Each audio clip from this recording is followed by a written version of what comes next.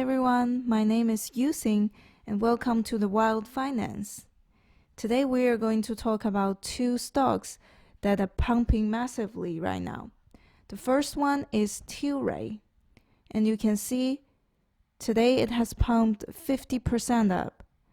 And the other one is ACB, and it has pumped 21%. What's going on?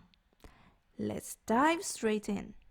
So both Tilray and ACB belongs to the cannabis sector, and I first invested them back in the late November last year, right after the US election, because I know that the Biden administration is looking into making cannabis legalized for medical use. That's why I think it's quite bullish for this sector.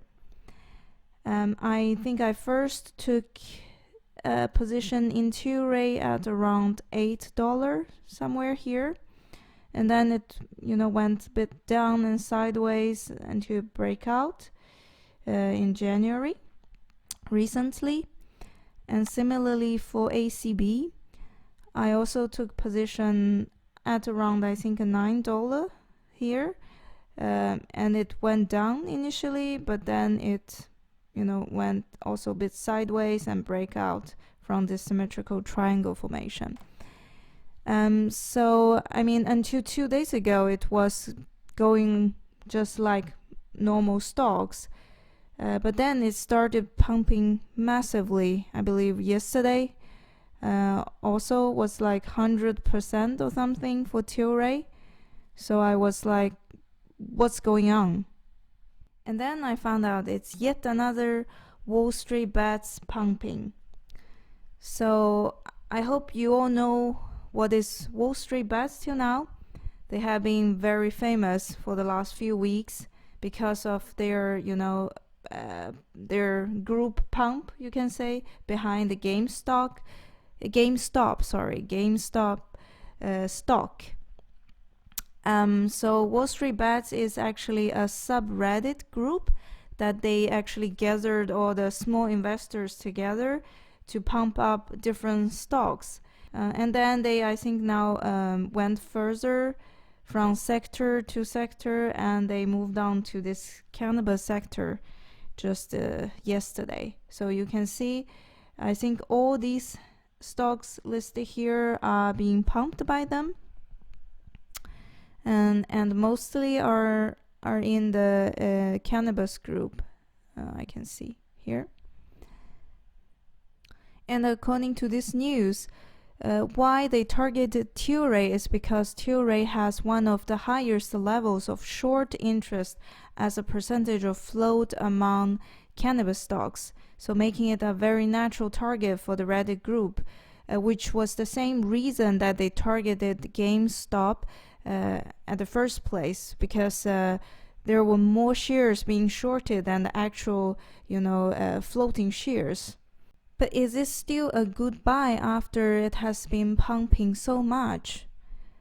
Well, I believe for the long term it might be still a good investment, but not in the short term, because I think the price has been pumping so much that we simply just need to let it cool off first. But I think for long term, this sector will do good, because as you can see here, it also said the cannabis sector has been rallying since the election of President Joe Biden, who is expected to adopt a more pro-reform agenda than his predecessor. Already, Senator Majority Leader Chuck Schumer and two of his Democratic colleagues have pledged to make cannabis legislation a key part of the current Congress and have promised to release legislation in the near term.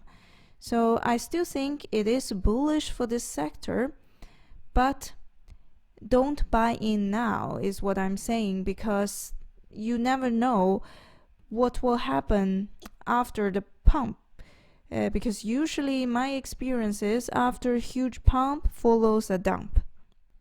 And I just want to remind you that look at the GameStop now. I mean, last week it pumped to as high as $488, and now currently is sitting at under $50. So yeah, do the math yourself. You can see, don't chase the rally or don't chase this pump. It will come down to a fair value. Then at that time, maybe you can consider an investment opportunity. But until then, don't chase the rally. And in fact, I might take some profit up here when tomorrow the market opens. So let's see what price it will be when the market open tomorrow.